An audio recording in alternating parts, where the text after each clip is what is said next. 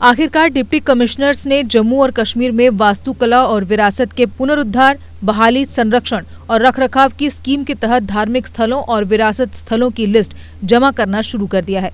हालांकि governing body और executive committee ने अभी तक कई महत्वपूर्ण पहलुओं पर विचार करना भी शुरू नहीं किया है, जिन्हें जमीन पर योजना को लागू करना सुनिश्चित करने के लिए निपटाने की जरूरत है।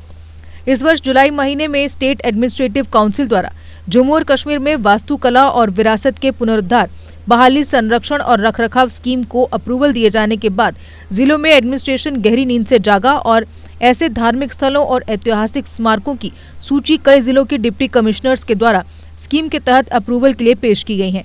उधमपुर, रामबन, पुंछ और कठुआ जिलों के एडमिनिस्ट्रेशन ने खुलासा किया कि उन्होंने department of achievers archaeology and museums को लिस्टें जमा कर दी हैं, जबकि अन्य जिलों में एडमिनिस्ट्रेशन ने दावा किया है कि वे लिस्टों को अंतिम रूप देने की प्रक्रिया में है और अगले कुछ दिनों के भीतर उन्हें फॉरवर्ड कर दिया जाएगा। इन जिलों के एडमिनिस्ट्रेशन का कहना है कि हमने department of archives, archaeology and museums से गुजारिश की है कि डिटेल प्रोजेक्ट रिपोर्ट यानी डीपीआर और इन धार्मिक स्थलों और विरासत स्थलों के एस्टीमेट तैयार करने में हमारी मदद के लिए कुछ एक्सपर्ट्स को तैनात किया जाए। चूंकि बहाली कार्य केवल विशेषज्ञ हाथों द्वारा ही किया जा सकता है, हमने इस संबंध में विभाग से अनुरोध भी किया है। आपको बता दें कि ये देखते हुए कि काफी अहम होने के बावजूद जम्मू और कश्मीर में कई धार्मिक और ऐतिहासिक स्मारक अपने अस्तित्व और पहचान को बचाने के लिए संघर्ष कर रहे हैं। इस स्कीम को लेफ्टिनेंट गवर्नर मनोज सिन्हा की अध्यक्षता वाली एडमिनिस्ट्रेटिव काउंसिल द्वारा अप्रूव्ड किया गया था। स्कीम का मकसद पवित्र स्थानों और दखलंदाजी की जरूरत वाले विरासत स्थलों की पहचान करना है। उनके पुनरुद्धार, बहाली और नवीनीकरण को पूरा करने के लिए इन स्थानों की सुरक्षा और लंबे वक्त तक इनका संरक्षण सुनिश्चित करने के लिए और जहां कहीं भी क्षति हुई है वहां बहाली को बढ़ावा देने के लिए काम करना है। हालांकि स्कीम को लागू करने में ज्यादा वक्त लगेगा क्योंकि कई महत्वपूर्ण पहलुओं पर अभी तक विचार नहीं किया गया है। सूत्रों ने खुलासा किया है कि स्कीम लागू करने के लिए एडमिनिस्ट्रेटिव काउंसिल द्वारा बनाई गई सोसाइटी की गवर्निंग बॉडी अभी तक एक बार भी नहीं मिली है। इसी तरह सोसाइटी की एग्जीक्यूटिव कमेटी की आज तक कोई मीटिंग नहीं बुलाई गई। इस तथ्य के बावजूद कि सोसाइटी को सभी महत्वपूर्ण पहलुओं पर कॉल करना है, चूंकि बहाली के अत्यधिक कुशल कार्य के निपटारे के लिए department of archives, archaeology and museums के पास पर्याप्त कंजर्वेशन एक्सपर्ट्स और मैन पावर नहीं है। सोसाइटी को इस समस्या के निपटारे के लिए फैसला लेना होगा। इसके अलावा सोसाइटी को ये फैसला लेने की जरूरत है कि क्या कार्यों को करने के लिए टेंडर्स मांगे जाएंगे और रेस्टोरेशन एक्सरसाइज के दौरान स्ट्रक्चर्स की ओरिजिनलिटी कैसे सुनिश्चित की जाएगी।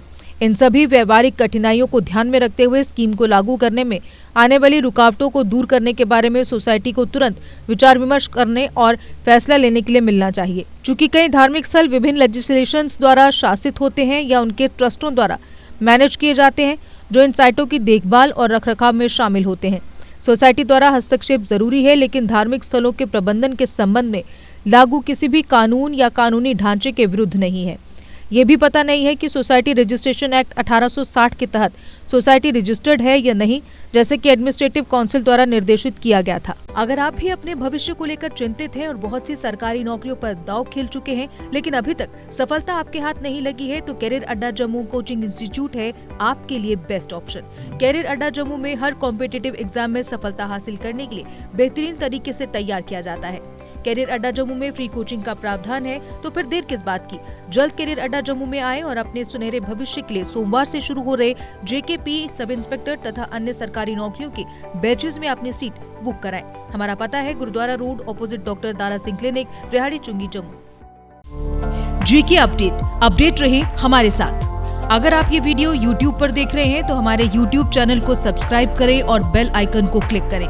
अगर आप ये वीडियो Facebook पर देख रहे हैं तो हमारा Facebook पेज लाइक जरूर करें। For advertisement please contact 7051091811।